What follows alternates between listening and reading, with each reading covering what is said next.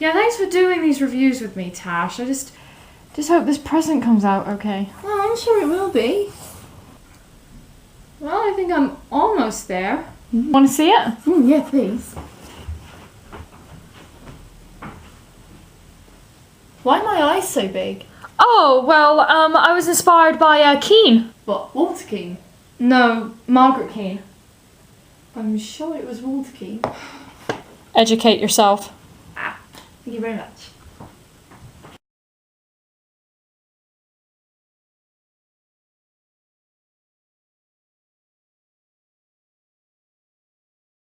So, for Tim's latest film, and Tash still hasn't seen it, here's that? Big Eyes trivia for you. There's like 4 I haven't seen. I feel so sad. Yeah. Oh well. A lot of offers were made to Margaret, but when she heard Tim was interested in directing, she agreed immediately. And her final verdict of the film is that she thought it was pretty accurate, and she said it was better than she expected, so nice work, Tim. Margaret Keane has a cameo sitting on the park bench. Yeah, and it was actually really sweet because I've recently read in the Big Eyes book that Tim offered her to read a Bible, and religion is like a huge part of her life, so she thought that was a really nice gesture of him. He's such a lovely guy. In the 1998, the cartoon series The Powerpuff Girls were inspired by the paintings, and the teacher was named Keane. I realized, I think that's like, when I first saw the paintings, I was like, I swear I've seen some kind of knockoff or inspiration, but... In all fairness, I thought that's how all Japanese girls' eyes were drawn. Yeah, well, they were inspired by her as well, Margaret Keane. So. The court scene in real life is more extreme, where the judge threatened to duct tape Walter to shut him up. Yeah, you haven't seen the court scene yet. He was quite funny. He was like, "And who spotted these paintings?" "Well, I created them." I just almost tripped up doing that.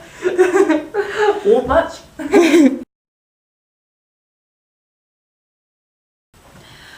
Okay, so this is such sad because this is gonna be my last review. Aww. Okay, okay, so let's get on it. So, what is it about Big Eyes that's making everyone say that it's the most un-Tim Burton film? Okay, is it because it's kind of based on a real person? Okay. Is it because Tim's focusing on a female character in more detail? Okay. Is it because it's about a dysfunctional relationship? Well, that goes without saying. Okay, is it because our protagonist is somewhat of an artist? Okay, alright. Oh, I got it. Is it because there are no stripes? Oh, god damn it! See, I don't get it. I really don't get what everyone is saying. Because, like, everyone was saying, you know, in some cases, like, when the trailer launched and everything, I was getting really, really excited. You know, the story was very fascinating to me. And, like, everyone around the world is saying, like, oh my god, Tim Burton's gone normal. Oh my god, he's not using Johnny Depp. Oh my god. And there was me kind of thinking, really? You're really gonna go there, people? I don't know. I really don't know. So I was kind of preparing myself for the movie, but then again, I usually go to all movies with an open mind and just see what happens. And yeah, everyone kept saying it's so un-Tim Burton. It's most it's his most normal one. It's like, I really don't see what people are saying. I really don't, because to me, when I was watching it, and when I got it on DVD, watched it again and everything, I still see a Tim Burton film, and you know, and so I was like, I don't know, maybe it's because I'm such a huge fan that maybe I notice like really tiny things or anything, but to me, I still felt like it. You know, it kind of felt like, okay, it wasn't like I don't know, it wasn't like Batman, Alice in Wonderland, Charlie and the Chocolate Factory, you know, it wasn't like Beetlejuice or anything like that, but I could still say it had the same sort of feelings that I had when watching, you know, Ed Wood, Big Fish, Edward Scissorhands, bit of Frankenweenie in it, you know, so that made me kind of realize, okay, it's personal. It's definitely a personal project, and yeah, I definitely saw it like that. And, yeah, I really don't get what people say. But anyway, let's just move on to the actual movie itself. Okay, so let's move on to the story. Again, this is probably because I grew up in Britain. I wasn't around in the 60s, 70s, you know, so I had no idea who the Keens were. Never heard of them, you know, but then when I found out this story, what even made it kind of even more intriguing is that these paintings were actually quite popular, and yet people still didn't know who the real artist was, and so I was like, wow, that's almost like that story was made for a movie, you know, so I was very interested, and at the same time, kind of looking at the paintings and the kind of characters that were, the kind of people that were, you know, around that time, and the era and everything, I kind of thought to myself, you know what? Tim really is the right director for this movie, because it's such an unusual story, it's got such unusual characters, and, you know, the fact that it's based on a true story makes it even more strange. So I just thought, you know, I don't know, maybe that's, I don't get what people are saying. Okay, so, alright, let's look at, I'm gonna start with Walter Keane first. Now, this is something that I usually say about Tim Burton's villains. Sometimes you get the rare villain that's just bad, you know, and like, just, you know, evil and mean and, you know, whatever. But most of the villains, and I'm talking about, like, you know, characters such as Sweetie Todd, Red Queen, God, why did I forget? Catwoman, the Penguin, you know, they're sort of, yeah, they're bad, but you kind of see some of the good stuff in there, and Walter Keane was sort of like that. Yes, he was very mean, he was pretty much an asshole, let's face it, but at the same time, they made him a really fascinating character. So it was not like, you know, it would have been really easy to just make him a jerk and that would be it.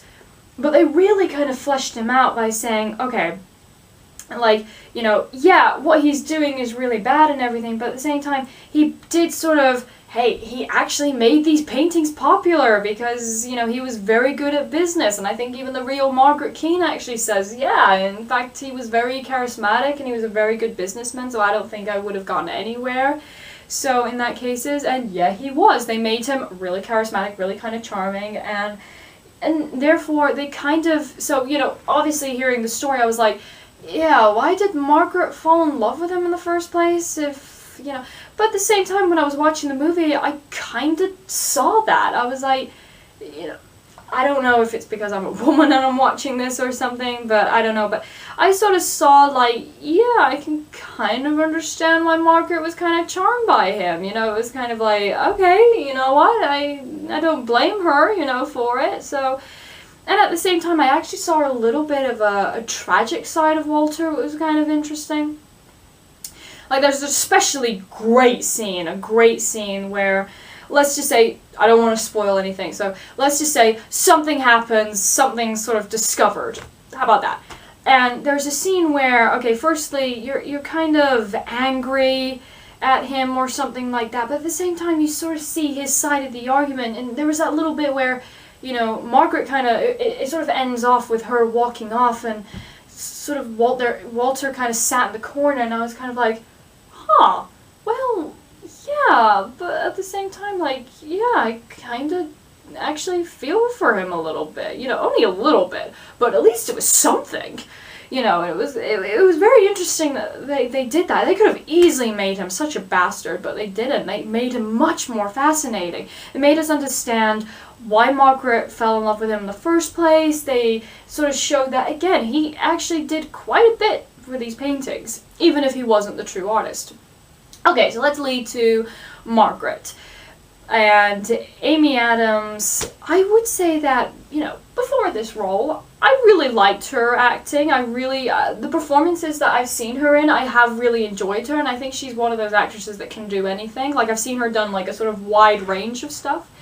So when I found out that she was going to be working with Tim, I was very excited. I was very excited, because I do really like her, and this is where I'm going to say this is probably her best performance, and it's an amazing performance. It's like, yeah, like, she doesn't look too different from herself, but I really couldn't tell it was Amy Adams anymore. She just became Margaret, and that's pretty, and so when I see that, and, you know, it goes all the way through, and, you know, that's a great performance right there. So I think it's such an amazing performance. I'm so pissed off she wasn't recognized at the Oscars, but then again, I'm hardly a supporter of the Oscars anyway, so, you know.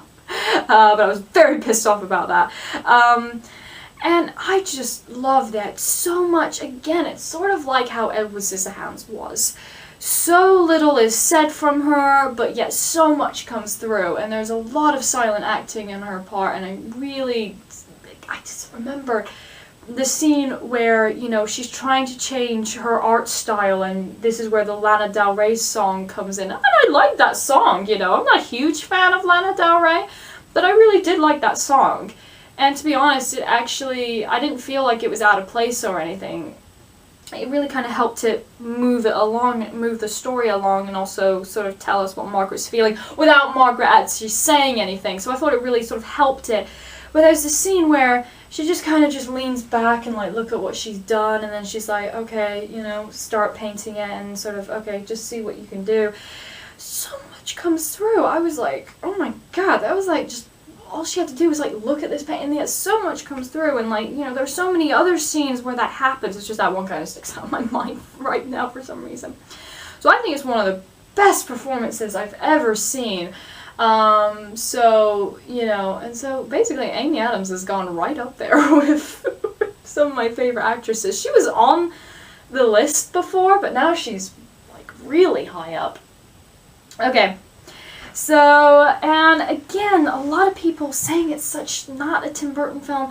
Well, okay, he really soaked up the environment, just like all of his films. They really bring the kind of era to life, and just kind of, you know, I love the way that this film was edited, and the cinematography. I mean, it's just beautiful to look at. I usually say that no matter what the tone is, no matter if it's, you know, light, like Charlie and the Chocolate Factory, or completely dark, like Sleepy Hollow or Sweeney Todd, they're so beautiful to look at.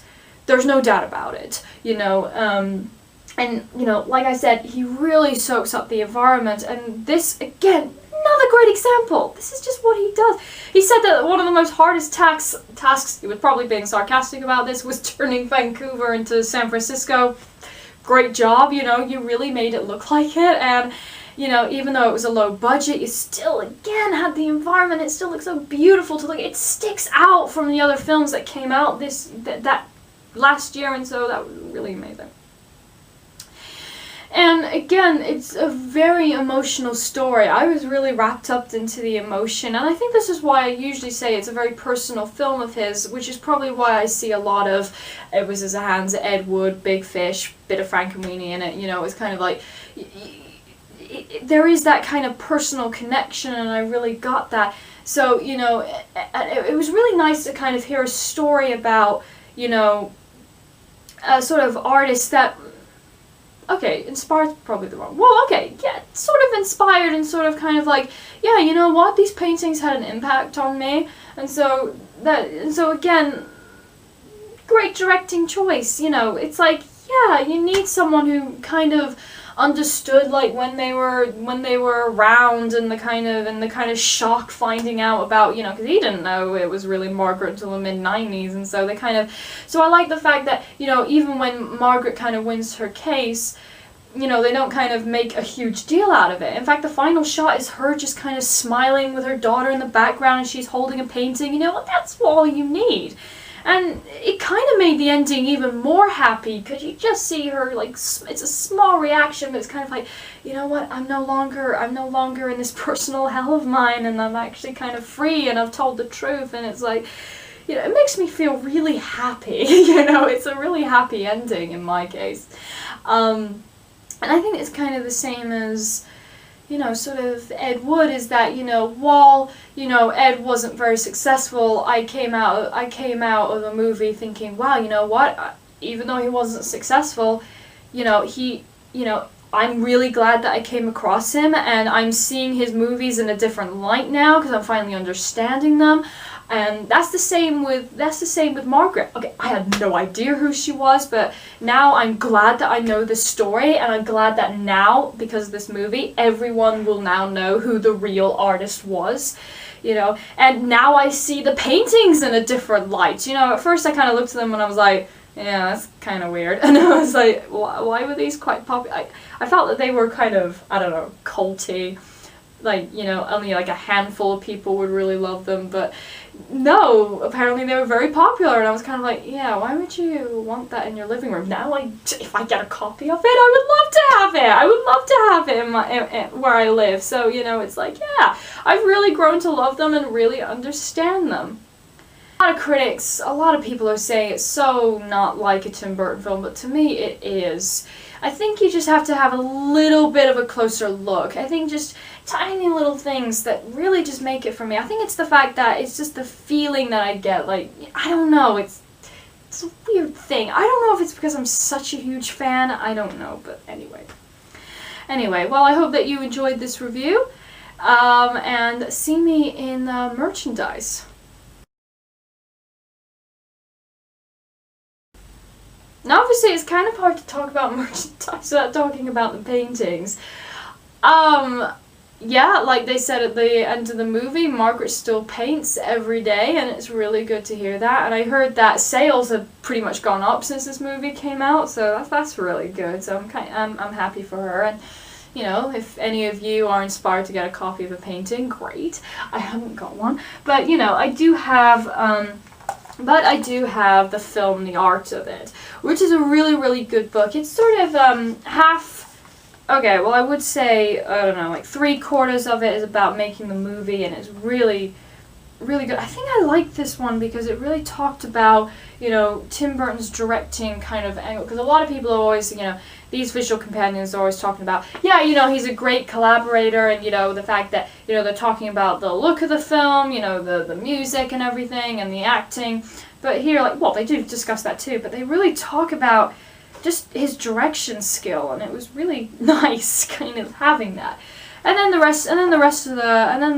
last quarter of it is, of course, a few of Margaret's paintings. I did a whole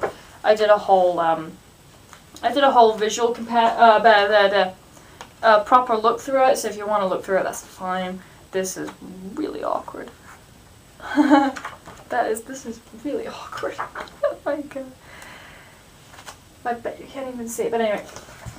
Yeah, so it's really interesting if, you know, considering that I gained an interest for the art and stuff. And yeah, after watching this movie, really understood it, and I've really come to understand the work and really appreciate it. And that is what is so great about Tim Burton films. He makes me understand things and makes me see things in a very different light. Not just from his filmmaking, but from art as a whole. I have been introduced to so many things, and he has opened my eyes to so many things in the art world. From drawings, from writing, from music, just basically everything. He has made me truly understand what makes art so good.